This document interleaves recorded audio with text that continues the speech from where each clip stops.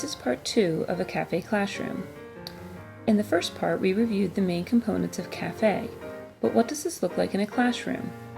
In this section, we will discuss the parts of cafe that are absolutely necessary in every classroom. When someone walks into your classroom, he should be able to quickly scan your room and notice these. The cafe menu. You can find copies of the Red Lion area menu in the Language Arts Guidelines. Red Lion has adapted some of the language to better meet the needs of our students.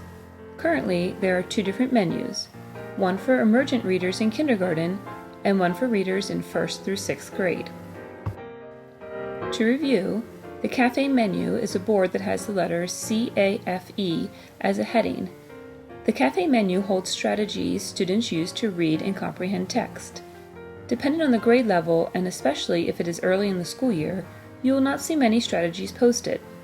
The menu is created throughout the year as strategies are introduced, thus anchoring students' learning to the menu. The second key component that we'll discuss is the idea of student ownership. The strategies on the cafe board are mostly written by students, as they will become the experts on these strategies. It is important to remember to allow students to create the strategy cards. As the sisters mentioned in the book, the person who does the most work does the most learning. They suggest to write the strategy on a post-it note for students to copy.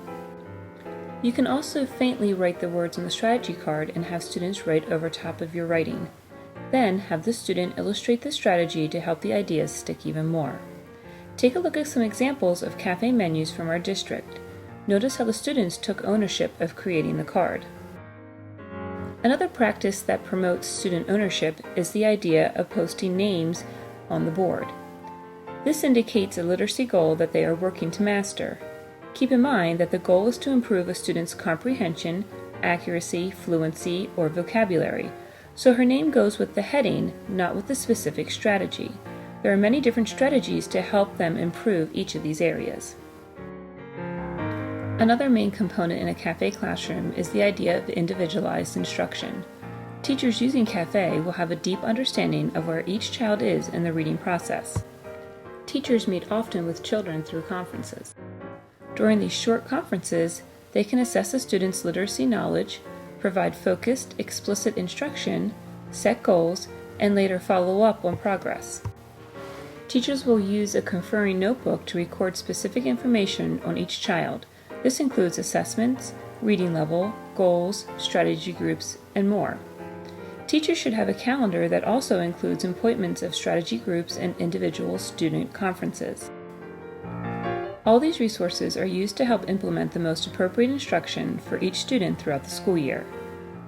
Administrators have identified the record forms they think will be the most beneficial for you to use.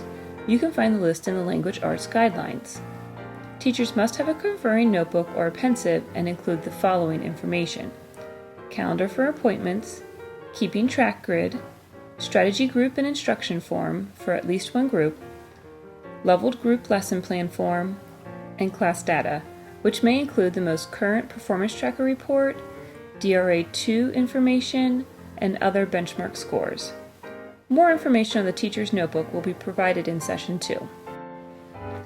The final component of a cafe classroom includes the idea of academic language. Students are taught many literacy strategies in a cafe classroom.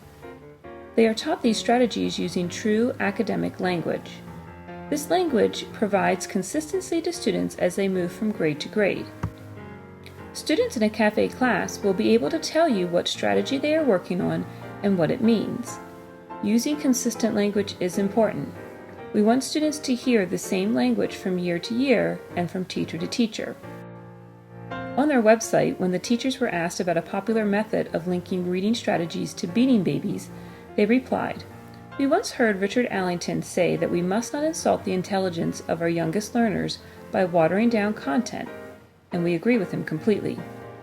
Having used the cafe menu with kindergarten students for many years, we have found that it is not necessary to simplify the language for our little ones. We need to trust in the intelligence of our youngest learners as they are absolutely capable. The sisters go on to say that attaching the learning to a prop, such as a Beanie Baby, may provide a cuteness factor, but the time involved to find them and the cost involved to purchase them doesn't really pay off in terms of educational benefit.